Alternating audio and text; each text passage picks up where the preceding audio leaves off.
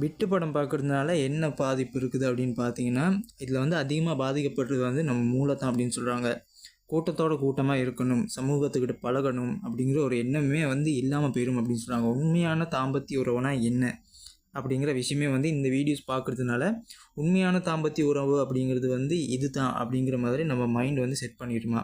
அதனால் வந்து உண்மையான தாம்பத்திய உறவுக்கு இருக்கிற அந்த இன்ட்ரெஸ்ட் வந்து குறைய ஆரம்பிக்கும் அப்படின்னு சொல்கிறாங்க. இதுதான் வந்து முக்கியமான விஷயம். அடுத்தது வந்து இப்போ ஒரு 10 நிமிஷம் வீடியோ பார்க்குறோம் அப்படின்னு சொன்னாக்கா, அந்த 10 நிமிஷம் வீடியோவில் வந்து நம்மளுக்கு திருப்தி கிடைக்கல அப்படின்னு சொன்னாக்கா, வேறு வீடியோ பார்க்குறதுக்கு போயிடுவாங்களாம்.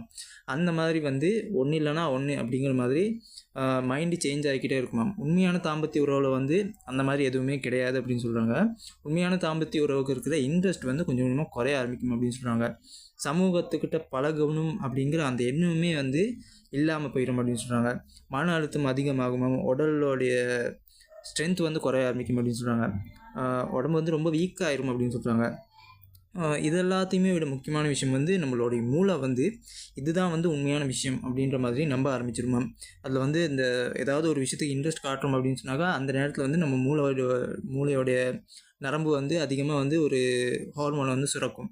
அந்த சுரப்பிகள் வந்து இந்த வீடியோஸை பார்க்குறதுனால இந்த வீடியோஸ்க்கு வந்து பழக்கப்படுத்திடுமா நம்மளை. ஸோ அந்த மாதிரி வந்து மூளையில் இருக்கிற சில பல நரம்புகள் வந்து பாதிக்கப்படுது அப்படின்னு சொல்கிறாங்க. முக்கியமாக வந்து இந்த ஃபோன் யூஸ் பண்ணுறது அப்படிங்கிற ஒரு விஷயம் இருக்கு இல்லையா, இந்த ஃபோனை விட்டுட்டு ஏதாவது ஒரு புக்ஸ் படிக்கிறது, ஒரு வருஷத்துக்கு ஒரு புக் படித்தாலும் ஓகே தான் அப்படின்னு சொல்கிறாங்க. இந்த அடிக்ஷன்லேருந்து நம்ம ரிலீஸ் ஆகி வரணும் அப்படின்னு சொன்னாக்க இதுக்கு எந்த விதமான ஒரு மெடிசனுமே கிடையாது, எங்கேயுமே வந்து மருந்து கிடையாது. அதனால் வந்து இதுக்கு முழுக்க முழுக்க நிறைய பேர் சஜஸ்ட் பண்ணுற ஒரு விஷயம் என்ன அப்படின்னு பார்த்தீங்கன்னு சொன்னாக்கா, புக்ஸு.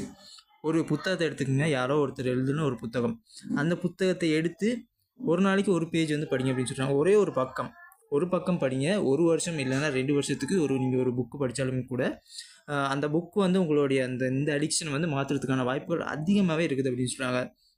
இப்போ நிறையா டிரெக்டர்ஸ் இருக்காங்க, மிஷ்கின் இருக்காரு, ராம் இருக்காங்க. அவங்க வந்து என்ன சொல்கிறாங்க அப்படின்னா, புக்ஸ் படிக்கும்போது நம்ம வந்து வேற ஒரு உலகத்துக்கு போகிறோம் அப்படின்னு சொல்கிறாங்க. இந்த இன்னொருத்தருடைய அந்தரங்க விஷயங்கள் அது வந்து தேடி எடுத்து அதை வந்து இன்டர்நெட்டில் ரிலீஸ் பண்ணி அதை வந்து இன்னொருத்தவங்க பார்க்கணும் அப்படின்னு நினைக்கிறது வந்து ஒரு சைக்கோத்தனமான ஒரு விஷயம் அப்படின்னு சொல்கிறாங்க. ஸோ அதனால் வந்து இன்னொருத்தவங்களுடைய அனுபவம் இருக்கு இல்லையா, அவங்க வந்து ஒரு விஷயம் அனுபவப்பட்டிருப்பாங்க, இல்லைனா அவங்களுடைய ஒரு கற்பனை இருக்கும். அந்த கற்பனையை வந்து அவங்க ஒரு ப்ரெசென்ட் பண்ணியிருப்பாங்க ஒரு விதம், அதை வந்து ஒரு புக்காக எழுதி வச்சுருப்பாங்க. அந்த புக்கை வந்து படிக்க ஆரம்பிக்கும்போது இந்த உலகத்தோடைய பல விதமான விஷயங்கள் வந்து நம்மளுக்கு புரிய ஆரம்பிக்கும் அப்படின்னு சொல்கிறாங்க. ஸோ அதனால் வந்து இந்த ஃபோன் அடிக்ஷனுக்கு வந்து முக்கியமாக வந்து இந்த புக்ஸ் படிக்கிறது தான் வந்து மிகப்பெரிய ஒரு மெடிசன் அப்படின்னு சொல்கிறாங்க. இதை பற்றின உங்களுடைய கருத்து என்ன அப்படிங்கிறத கமெண்ட்டில் சொல்லிட்டு போங்க.